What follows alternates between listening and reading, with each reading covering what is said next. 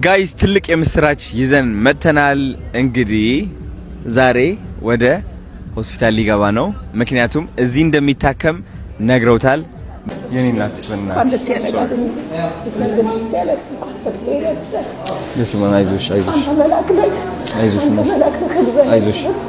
አይዞሽ እናቴ አይዞሽ፣ ደስ ብሎኛል በጣም አይዞሽ።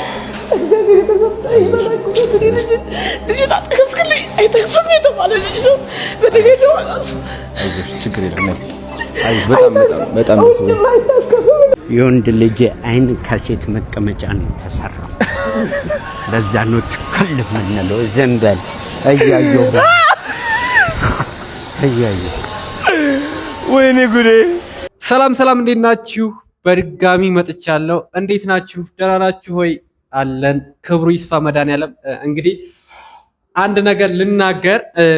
እኔ በቃ ሰውን የሚያበረታታ ሰው በጣም ነው የማደንቀው። በቃ እኔም ማለት የመሆን ፍላጎት ስላለኝ ነው እኔ ራሱ ወደፊት እና አዶናይ በቃ ሰሞኑን የሚሰራው ስራ በጣም ነው የማደንቅህ፣ በጣም ነው የማከብርህ። በጣም እኔ እንጃ ምን ልበልህ። እድሜና ጤና ይስጥህ። እንግዲህ አንዲት እናት ልጇ ለ6 ዓመት በልብ ህመም ታሙባት በቃ እስከ ውጭ ሀገር ድረስ ወስዳ አይድንም ተብላ ኢትዮ ኢስታንቡል፣ መቼም ያው በየሚዲያው ታውቁታላችሁ፣ ቦሌ ላይ ነው ያለው። እኔ ራሱ ታክሚበታለሁ ካሁን በፊት። ኢትዮ ኢስታንቡል በጣም ምርጦች ናቸው። በጣም እዚህ ወገቤ ላይ ያመኝ ነበርና ሄጄ ተመረመርኩ እኔ እነሱ ጋር ኢትዮ ኢስታንቡል ማለት ነው። እዛ ተመርምሬ ወደዛው አዩ ምናምን አሉ። በቃ ራጅ ነው ምንድን ይሄ አልትራሳውንድ ተነሳውና ወደዛው ተነሳው ወደዛው ውጤቱን ወደዛው በፍጥነት ሰጡን እና በጣም ትሪታቸው እንክብካቤያቸው በጣም የሚለይ ነው። እኔ እንጃ ኢትዮ ኢስታንቡል ትለያላችሁ ማርያምን። እኔ ከጓደኛዬ ጋር ሄደን ነው ሁለታችንም አልትራሳውንድ ተነስተን ውጤቱን ወደዛው ይነገሩና ሁሉ ነገር በቃ ቤስት ናቸው። ከላይ እስከታች አቀባበላቸው ከጥበቃ ጀምሮ በጣም ምርጦች ናቸው እና ይችን እናት ልጇን እንግዲህ በሚገባ በነፃ በአዶናይ አማካኝነት በነፃ እንትን ብለውላታል፣ አድነውላታል። እንግዲህ እኔ እንጃ አዶናይ እግዚአብሔር ይስጥህ፣ እግዚአብሔርም አንተን መድኃኒዓለም ይጠብቅህ፣ በሄድክበት ሁሉ የወለድከው ሁሉ ይባረክ። እኔ ይቺ ሴትዮ በጣም ነው ያስለቀሰችኝና እስኪ አንድ ቪዲዮ ላሳ የኔ እናት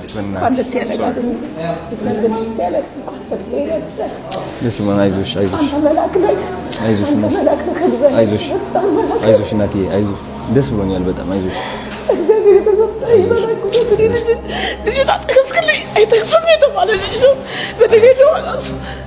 ችግር የለም በጣም ደስ ብሎኛል።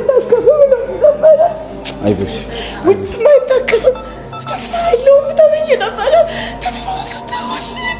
አይዞሽ ችግር የለውም። እሺ በቃ ቃላት ያተገኛል። አመሰግናለሁ።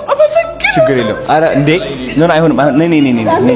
ይሄን ስሜት ወላድ ነው የሚያውቀው ይሄን ስሜት እና አዶናይ እግዚአብሔርን በጣም እኔ እንጃ። እኔ እንደዚህ ሰው አመስግኝም አላቅም። ለአንተን ለማመስገን ቃላትም ያጥረናል። የምታደርገው ነገር በጣም ትችላለህ፣ ጀግና ነህ፣ በጣም ትችላለህ። በቃ ማርያምን ጀግና ነህ በጣም እና በጣም እግዚአብሔር ይስጥህ። አንተ ብዙ ነገር የብዙ ልጆችን ህይወት የታደክ ልጅ ነህ። እስቲል ነው። በቅርቡ ደግሞ አንድ ዘማሪ ለሱ ቻሌንጅ አስጀምራለሁ ብለሃል። በስመ አብ በጣም ነው ያስደስተኝ። በጣም ዘማሪ ገብረ እግዚአብሔር እኔ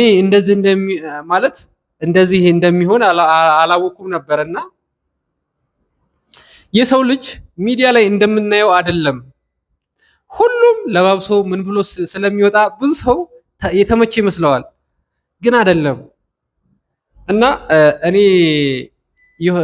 ይሄ ዘማሪ በጣም ነው ያሳዘነኝ። በጣም ግን አዶናይ ልታስጀምርለት ያሰብከው ጃሌ እሪ በጣም ነው የወደድኩት። በጣም ያንተን አይዲያ የማይደግፍ ሰው የለም ሰይጣን ካልሆነ በስተቀር። እና አዶናይ ትችላለህ፣ ጀግና ነህ። ብዙ ነገር እስቲል ነው በቃ ሰው ማስደሰት የምታረገው ነገር። ሰሞኑን ደግሞ ከፍልፍሉ ጋራ ኧረ ወይኔ እንዴት ፈታ እንዳረጋችሁኝ በጣም ትችላላችሁ። እኔ እንጃ። እስኪ አንድ ቪዲዮ ላሳያችሁና በጣም ፈታ ነው ያደረገኝ ማርያምን። የወንድ ልጅ አይን ከሴት መቀመጫ ነው የተሰራው። ለዛ ነው ትክክል የምንለው። ዘንበል እያየሁ ወይኔ ጉዴ! አይ ፍልፍሉ፣ እኔ ፍልፍሉ ማርያምን ነው የምላችሁ። ገጠር ሆነን በጠቅጠቅ ስልክ ትንሿ ስልክ አለች የለ በሷ ጭምር ነበር የምከታተለው እኔ ፍልፍሉን። በጣም ፍልፍሉን ከድሮ ጀምሮ የማያውቀው ሰው የለም፣ ግን በጣም አዝናኝ የሆነ ሰው ነው። በጣም አዝናኝ። አዶናይ ራሱ 2 ቀን 3 ቀን ከሱ ጋር ውሎ በጣም ፈታ ብሎ ነው የዋለው። በጣም ዘና እና ትችላለህ። ፍልፍሉም ኮሜዲ መቼም አንተ አያልቅብህም። ወይ እደውላለሁ፣ ስልክ አታነሳም እኮ እንዴ! ወይ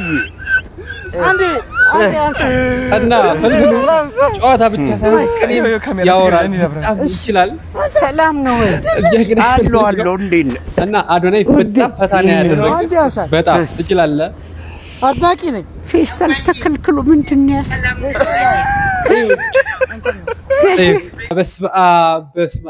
እና ፍልፍሉ ትችላለህ። ቀልድ ከድሮ ጀምሮ ድራማ አንደኛ ነህ። በጣም ነው የምናደንቅ። እኔ በነገራችን ላይ ከሚመቹኝ ኮሜዲያኖች ፍልፍሉ፣ አለምሰገድ ተስፋዬ፣ ኮሜዲያን እሸቱ፣ ሶስቱ በጣም ነው የሚመቹኝ በጣም።